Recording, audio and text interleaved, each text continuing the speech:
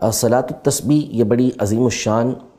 عبادت ہے۔ نبی پاک صلی اللہ علیہ وسلم نے اپنے چچا جان حضرت عباس رضی اللہ تعالی عنہ کو خاص طور پر اس کی ترغیب دی، اور کم از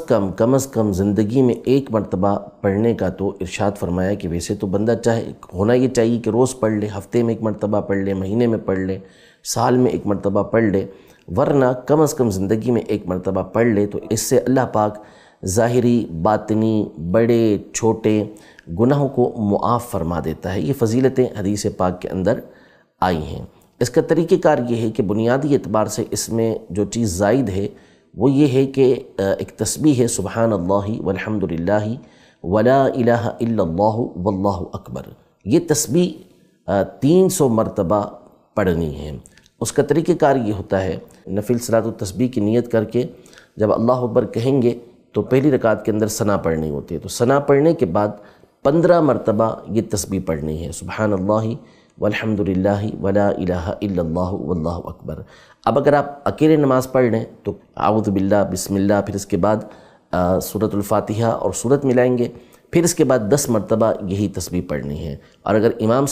امام کے پیچھے آپ نماز پڑھ لیں تو پھر امام صاحب قرات کریں گے اور آپ نے توجہ سے سننا ہے، اور جب امام صاحب قرات مکمل کر لیں گے تو 10 مرتبہ یہی تسبیح پڑھیں گے، پھر رکوع میں جائیں گے، رکوع کی تسبیح پڑھنے کے بعد 10 مرتبہ یہی تسبیح پڑھنی ہے، پھر قومے میں کھڑے ہوں گے تو اس میں بھی 10 مرتبہ یہ تسبیح پڑھیں گے، پھر سجدے میں جائیں گے، سجدے کی تسبیح ادا کرنے کے بعد 10 مرتبہ یہ تسبیح پڑھنی ہے۔ سجدے کے 2 سجدوں کے درمیان جو بیٹھتے ہیں جسے جلسہ کہا جاتا ہے،